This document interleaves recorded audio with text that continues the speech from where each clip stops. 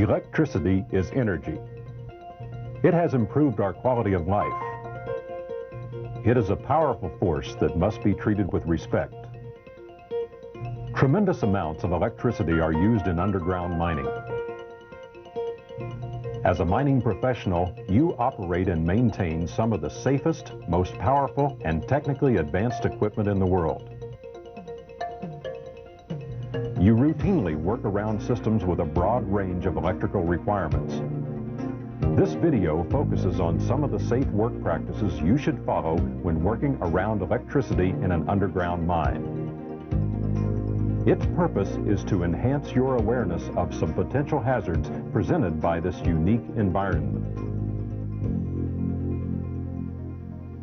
Electrical power from the substation may enter a mine through a borehole or through the mine's drift mouth. High voltage systems vary, but typically fall within a range of 4,160 volts to 13,200 volts. The high voltage power cable, or high line, carries electricity throughout the mine and distributes it to high voltage equipment such as vacuum breakers, belt starters, power centers, and trolley rectifiers.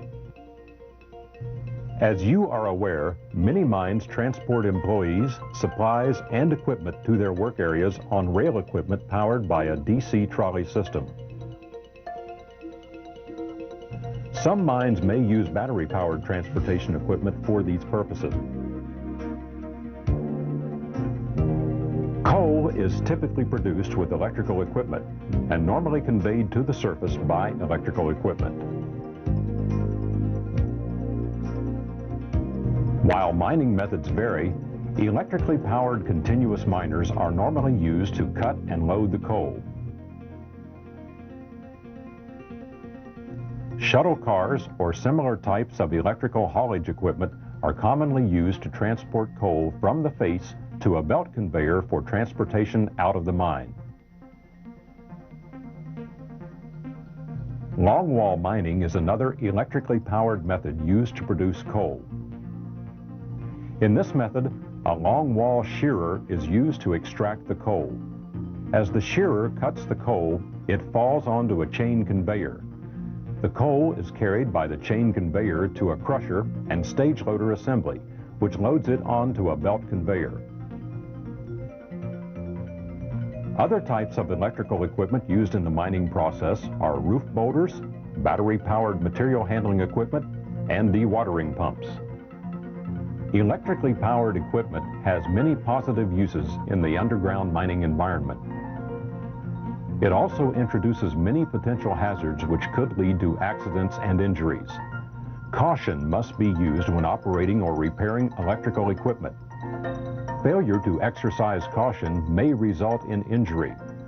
Every effort must be made to avoid electrical shock, electrical burns, and flash burns. You should also be aware that electricity can be an ignition source for mine fires and explosions. State and federal regulations, as well as company policies, have been designed to guard against electrical hazards. Even with these requirements, you cannot afford to take electricity for granted. It's a constant presence underground. Remember, regardless of the type of job you perform, all miners are exposed to potential electrical hazards. Electrical shock can occur if your body comes into contact with an electrical source and provides a path to ground. Electrical arcs or flashes occur when an energized electrical current is interrupted from its normal path. Arcs generate heat, which can cause fires. They can also cause electrical burns or eye damage. Some arcs have been measured at 10,000 degrees Fahrenheit. As a miner, you work in an environment with changing and adverse conditions. Poor lighting and low height may make it more difficult to see potential hazards.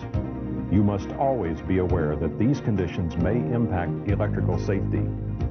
An underground mine is an unpredictable environment. Falling rock may damage an electrical cable or component, causing a shock or arcing hazard. Wet conditions may corrode metal conduit or electrical connections. As a good conductor of electricity, mine water can cause shorting and grounding in electrical equipment. In this type of environment, it is important to stay alert to potential electrical hazards.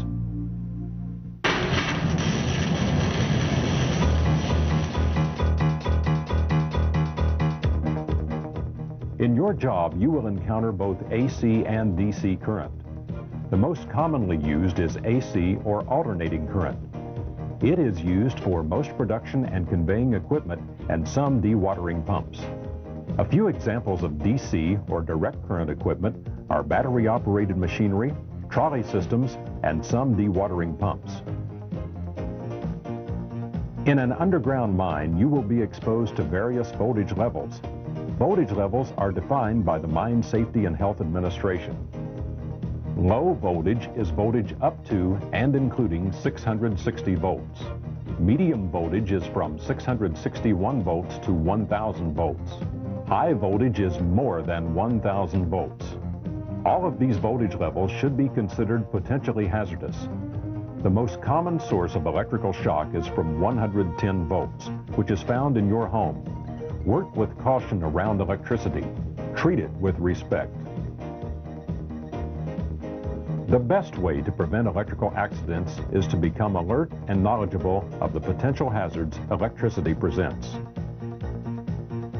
Increased knowledge of basic electrical concepts may help you prevent an accident.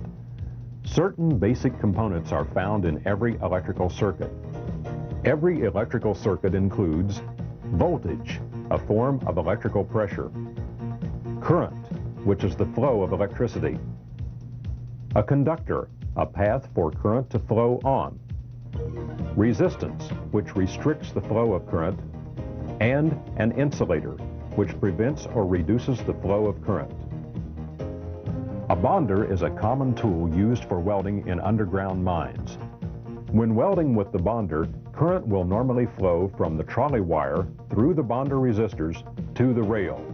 Because the bonder resistors are mounted on insulators, current will not flow to the frame of the enclosure.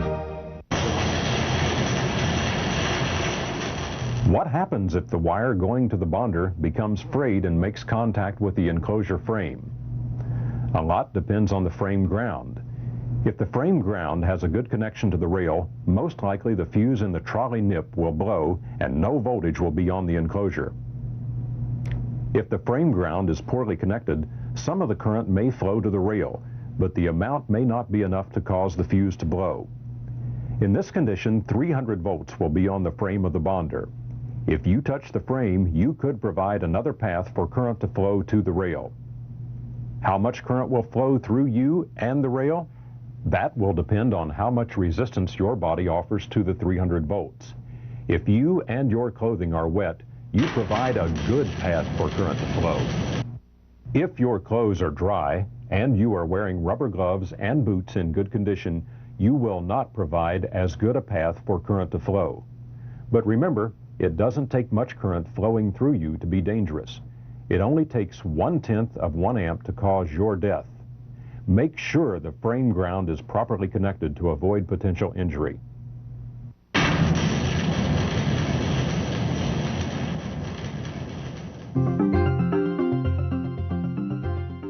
A dewatering pump is another common type of DC equipment found in an underground mine.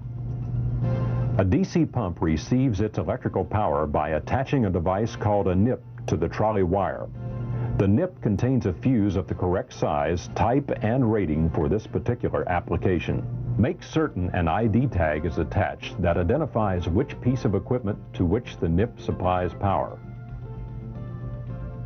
The power cable for the nip must be adequately insulated and fully protected. The frame ground and return wires must be attached separately to the mine track and solidly connected.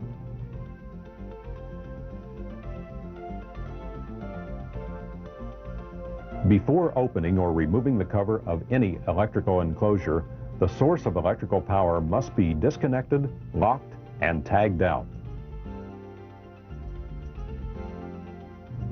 Let's look inside the enclosure.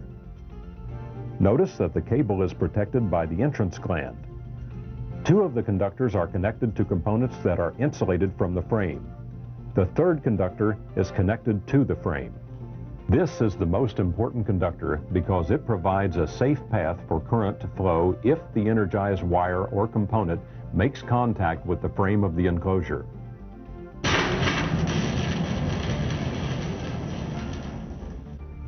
Now let's take a look at an AC pump installation. Let's start at the circuit breaker that supplies power to the pump enclosure. Note that the circuit breaker panel is clearly identified with a brass tag as the breaker for that specific pump. The cable plug is also identified with a brass tag. Circuit breakers provide the same type of protection as fuses, but unlike fuses, they can be reset. They can also be actuated by other protective devices, such as ground fault relays and ground check circuits. Like fuses, circuit breakers provide protection in the event of electrical faults and malfunctions by preventing excessive current from entering the rest of the circuit and causing damage to components and wiring. More importantly, circuit breakers help prevent injuries to you and your co-workers. Circuit breakers used in underground mines have adjustable settings to accommodate different sizes of cable and types of equipment. They must be adjusted properly for their intended use. Do not change this setting.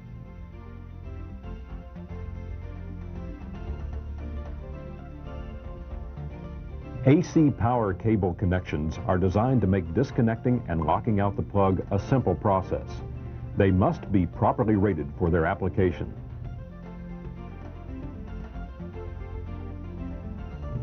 Always turn off the circuit breaker, disconnect and lock and tag out the cable before opening the enclosure.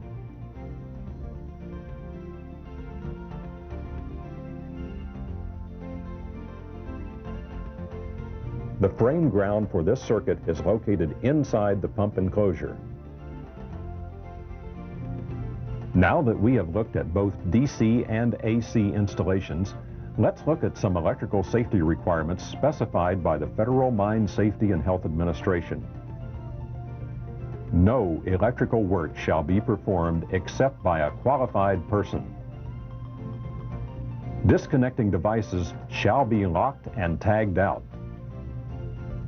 All electrical equipment shall be examined, tested, properly maintained, and results recorded as required. When a potentially dangerous condition is found on electric equipment, it shall be removed from service until it is repaired. Circuit breaking devices or proper fuses shall be installed to protect against short circuit and overloads. All power circuits and electrical equipment shall be de-energized before work is performed, except for troubleshooting or testing. Circuit breakers shall be marked for identification. Trolley wires must be guarded in areas where employees may be exposed to contact.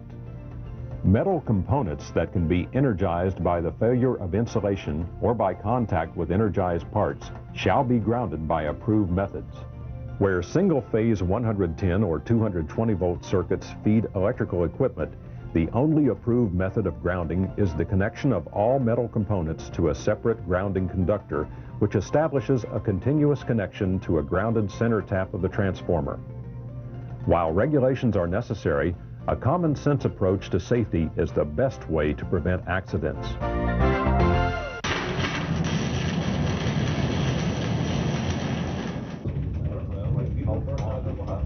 What should you do before starting any piece of electrical equipment? Make a visual inspection of the area and equipment to make certain no hazards exist. Check for bad top or coworkers in the immediate area. Always check for frayed or damaged cables, loose or missing bushings, missing or damaged guards or covers, exposed moving machine parts, loose or damaged components, switches working improperly, or a danger tag attached to the machine listing a problem or hazardous condition. What should you do if you find a potentially dangerous condition? Remove it from service immediately and report it to the appropriate person. If the machine or installation needs locked and tagged out, do it immediately. If you receive any electrical shock, no matter how slight, immediately de-energize the circuit involved.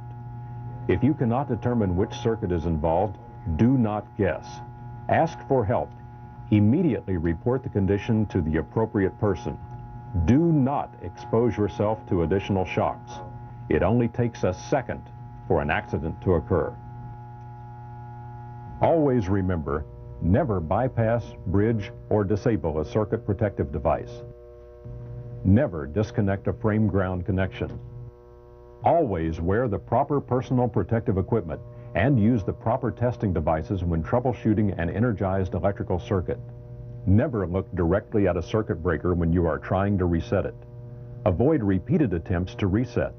A breaker that does not stay reset indicates a problem.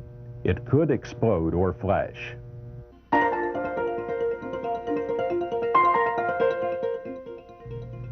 We have looked at electrical installations and pointed out some of the items associated with a safe installation. We have reviewed certain legal requirements, policies, and procedures associated with a safe electrical installation. We have seen that all electrical installations must meet certain safety requirements, regardless of the amount or type of voltage. These items, requirements, and policies are all necessary, important, and helpful in preventing accidents.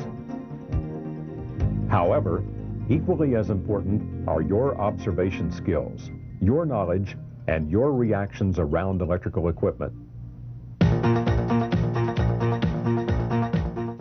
Electrical safety is your responsibility. You, the person on the job, are the best one to notice possible safety problems. Protect yourself and your coworkers from electrical accidents by always practicing safe work procedures. Treat electricity with respect. If you are uncertain about anything relating to electrical safety, do not take a chance. Ask for help. It could save your life.